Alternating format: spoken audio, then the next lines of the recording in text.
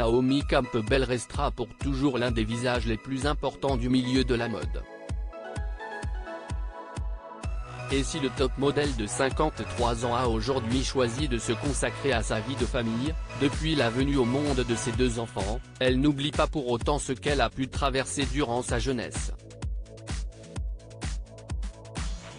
Ayant fait carrière dans le mannequinat dès ses 15 ans, la star des podiums a en effet dû affronter une dépendance à la drogue dure.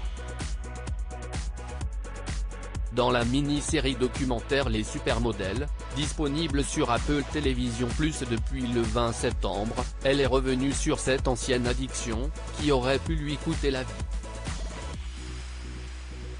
Pour rappel, Naomi Campbell a dû faire face à une grande notoriété très vite, et ce, sans la présence qui aurait été précieuse de son père, un homme dont elle n'a jamais fait la connaissance.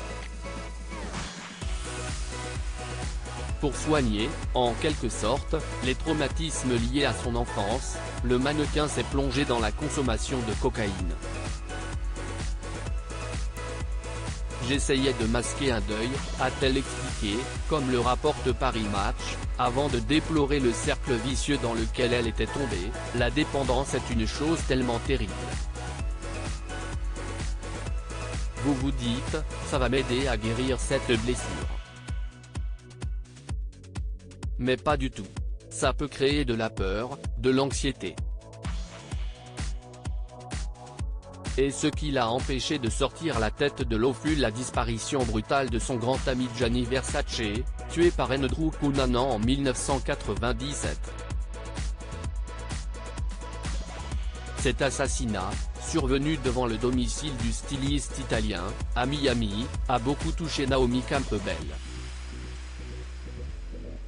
Supérieur à Naomi Campbell, les plus beaux looks de l'icône de mode et un déclic en 1999, après une séance photo compliquée. Je suis sous le choc et je panique quand un deuil se produit autour de moi.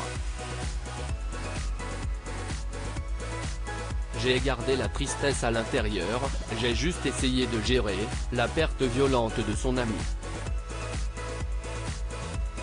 Quand il est mort, mon chagrin est devenu très intense.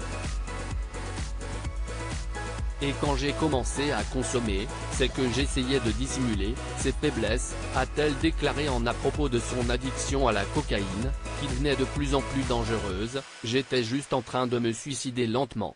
Heureusement, en 1999, après 5 années à se détruire, le mannequin a eu le déclic après s'être effondré lors d'une séance photo.